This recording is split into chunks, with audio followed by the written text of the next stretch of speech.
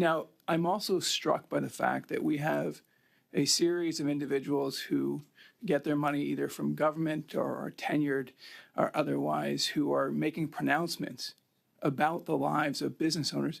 And we actually have business owners here who directly contradict what they've said. And I think anyone at home would be well aware of the facts here. We've heard from a tenured professor that no, this won't discourage business investment.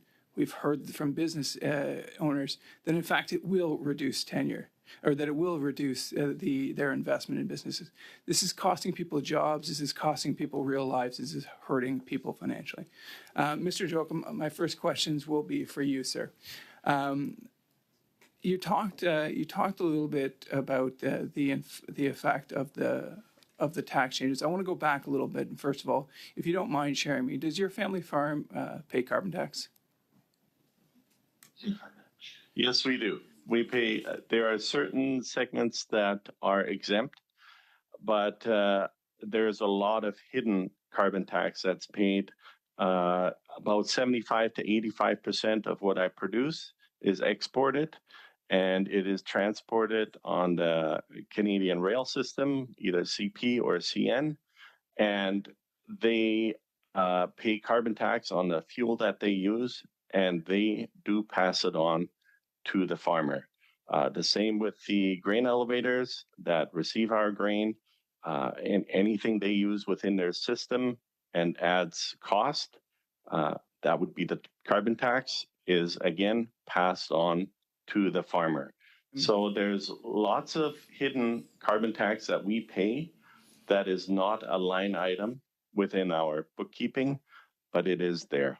So and APAS did a great study out of Saskatchewan as far as how much carbon tax we pay, and it's staggering. Thank you very much. And so now this Liberal government is adding insult to injury to farmers. So in addition to the thousands of dollars, sometimes tens of thousands of dollars of carbon tax, they're now increasing the capital gains inclusion. And the capital gains inclusion from the advice that you've received from your tax professionals is that it will increase your tax burden and make it more difficult to pass a family farm onto your daughter. Is that your understanding? That is correct. My farm is my retirement, and a family transfer, farm transfer, is a very difficult job to do to satisfy everyone's need within the family.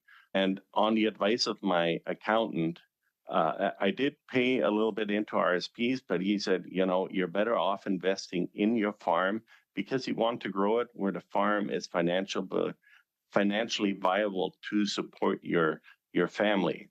And so we have grown it over the last 44 years into a larger than average size farm, which supports 3 households at the moment. I'd like to just seek unanimous consent for this committee to agree that farmers and plumbers should be exempted from the capital gains legislation.